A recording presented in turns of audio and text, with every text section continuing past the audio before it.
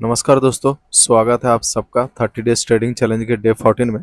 दोस्तों आज हमारा 1000 रुपये का प्रॉफिट बुक हुआ है, जैसा कि ये देख पा रहे हैं।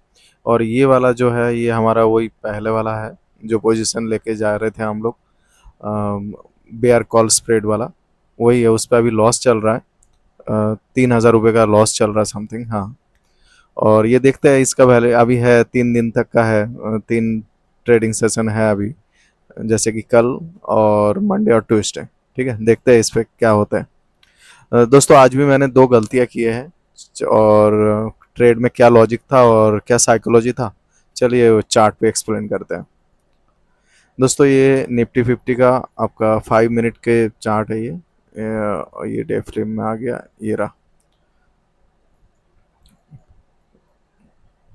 दोस्तों ये आपका मार्केट आज slightly gap up, sorry flat ही खोलते हैं। फ्लैट खोलने के बाद ऊपर बाइंग साइड जाते हैं और फिर ऊपर से देखो वीक बनाते हैं ये कैंडल। ठीक है, फर्स्ट 5 मिनट का कैंडल। उसके बाद मार्केट सडनली एक मूव देता है, डे हाई को भी क्रॉस कर देता है। तो मैंने यहाँ पे बीच में कहीं ट्रेड नहीं लिया था, क्योंकि मेरा अपना सेटअप ही नहीं बन रहा था। ठीक है, तो मैंने वेट किया एक पुल बैक का, और ये पुल बैक आया। मैं ये एक्सपेक्टेशन रख रहा था 15 EMA तक आए, लेकिन आया नहीं। और मेरा वैसे ही पिछले 3-4 दिनों से मैं लॉस में था, और डेली एसएल हीट हो रहा था। तो इस वजह से मेरे को फोमो आ गया, जैसे मैं छूट ना जाए, मूव ना मिस हो जाए। तो मैंने यहाँ पे कॉल साइड का पोजीशन बनाता हूँ। जैसे ही बनाता हूँ उसी के दूसरे कैंडल पे मेरा एसएल हिट हो जाता है। मेरा 450 रुपये का एसएल हिट हुआ है इस पे, जैसे कि आप देख पा रहे होंगे ये वाले में।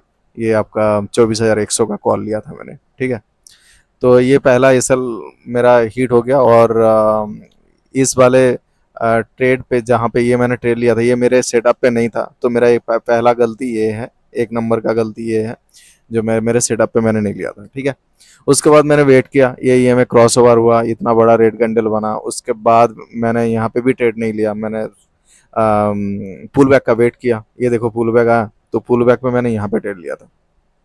यहाँ पे ट्रेड लिया था पुट के लिए, जैसे कि देख पा रहे होंगे ये मेरा प्रीमियम का है। 1 मिनट पे चार्ट पे मैंने यहाँ पे ट्रेड लिया था। अब देख पा रहे होंगे ये कैंडल के बाद नीचे, ये 5 मिनट का है, ये 15 मिनट का है, और ये 1 मिनट का स्पॉट का है चार्ट है। तो मैंने यहाँ पे लिया था एंट्री। ठीक है, एंट्री लेने के बाद हुआ क्या, ये मेरा 10 पॉइंट का एसएल था, और टारगेट मैंने 1:3 मेरा होता ही है। बट मैंने आज थोड़ा सा लालच में आके क्या किया, 1:4 कर दिया। जैसे ही मेरे फेवर में जाते गया मैंने 1:4 कर दिया। और इसीलिए कर दिया क्योंकि 30 पॉइंट में मेरा मतलब जो मेरा यूजुअली लॉस होता है वो 1,000 रुपये होता है, 900 रुपीज़ होता है।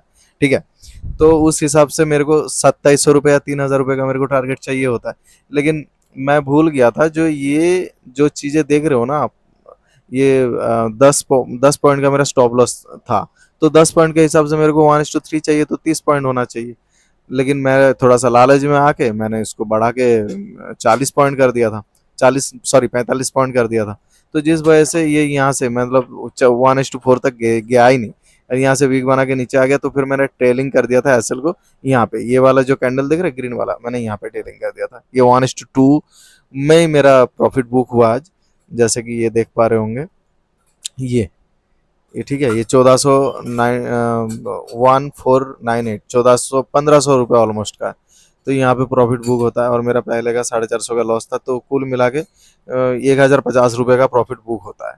ठीक है, और बस 2 ही ट्रेड ले लिया था। दोनों ट्रेड में गलती ये था, एक एक में गलती ये वाला बिना सेटअप का मैंने ले लिया था, और दूसरे वाले में क्या गलती था, जो मैंने 1:3 में निकला नहीं, लालच आ गया। तो ये दोनों गलती है।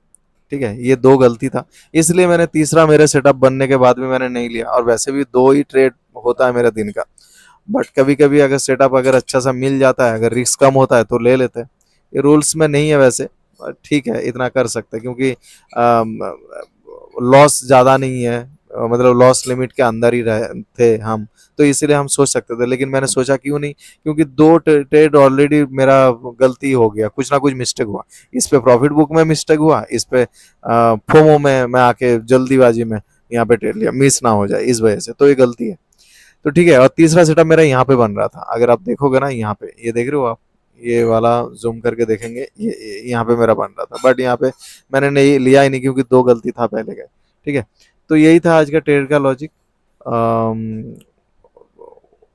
और बाकी यहाँ पे देखिए, यहाँ पे बहुत बार बहुत ट्राई किया यहाँ पे नीचे आने का, बट यहाँ पे आया नहीं। फिर से 3 बजे में बाइंग हुआ है यहाँ पे मार्केट में।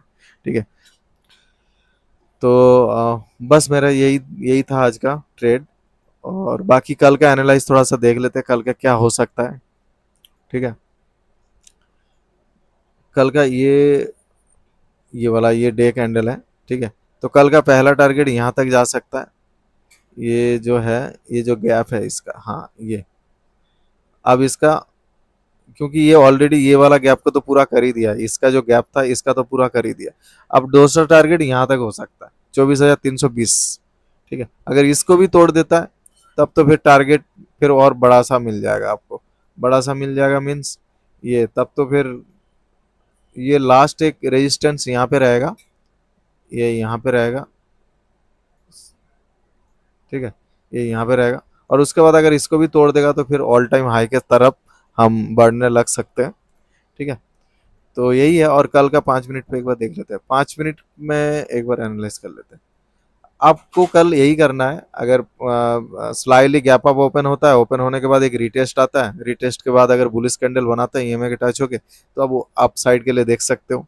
और अगर इस वाले जोन पे फिर से अगर एम पैटर्न टाइप बने, जैसे कि आज बना था यहाँ पे, ये रहा, अब देख पा रहे होंगे ये एम्पेडन टाइप बना था। मैंने इसलिए यहाँ पे लिया नहीं क्योंकि वो एग्रेसिव एंट्री हो जाता, क्योंकि आप देख पा रहे होंगे ये 5 मिनट का कैंडल है। ये देखो नीचे से वीक है, हैमर टाइप कैंडल बना है, नीचे से वीक है, हैमर टाइप कैंडल बना है, ये कभी भी रिवर्स हो सकता था, समझ रहे हो।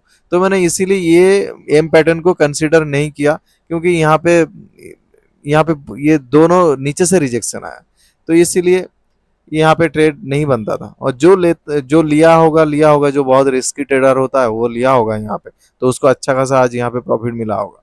ठीक है, लेकिन मैंने पुल बैक का वेट किया, जो कि मेरा एंट्री यहाँ पे था, मेरा बहुत नीचे एंट्री हुआ, तो उसके वजह से मेरा थोड़ा ऐसा हो गया, लेकिन मेरे को 1:3 मिला था।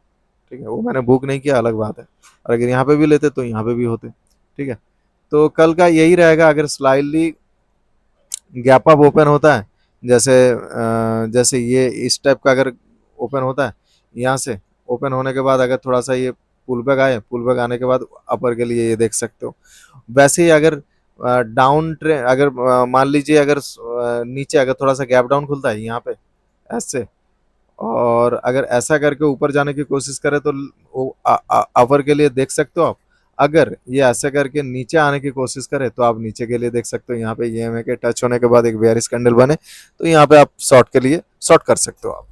ठीक है, और ये शॉर्ट का यहाँ का जो टारगेट रहेगा, वो टारगेट एटलीस्ट ये वाला जो जोन है ना, ये वाला जोन के नीचे ही वीक होगा, और थोड़ा सा अगर फिर आपको अगर फिर लगेंगे हाँ आप बीआरएस मोड में ट्रेंड शिफ्ट हो चुका है, तो देखा अभी शॉर्ट टाइम में देखो, शॉर्ट टाइम में मार्केट बुलिश है शॉर्ट टाइम में।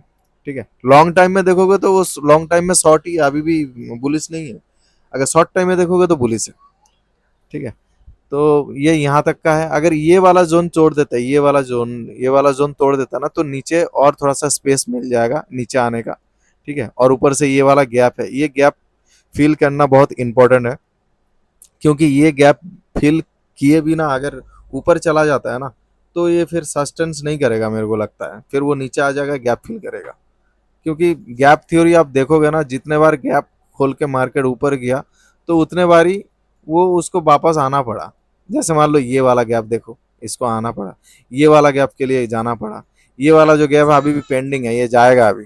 ठीक है, अब प्रीवियस ये देखो, ये गैप है, इसको भी गैप फिल किया, ये गैप है, इसको भी फिल करने गया। ठीक है, यहाँ पे गैप है, ये देखो फिल करना है, तो गैप थ्योरी काम करता है। ठीक है, तो आप प्राइस एक्शन के साथ आप कल का ट्रेड देख सकते हैं। ठीक है, और एक चीज ये वाला ये हो गया। अगर मेरे को तो अगर ये यहाँ पे गैप डाउन खुल जाता ना, तो गैप डाउन खुलने के बाद थोड़ा सा पुल बैक का वेट करिएगा, और उसके बाद देखिएगा प्राइस एक्शन अगर ऊपर के साइड जा रहा है तो अपर के लिए देख सकते हैं हम लोग, अगर नीचे के साइड जाए तो नीचे के यहाँ पे बेयरिश कैंडल के साथ हम देख सकते हैं। ठीक है दोस्तों, वीडियो अगर पसंद आया तो वीडियो को लाइक और सब्सक्राइब जरूर करिएगा। मिलते हैं कल के वीडियो में। Good night.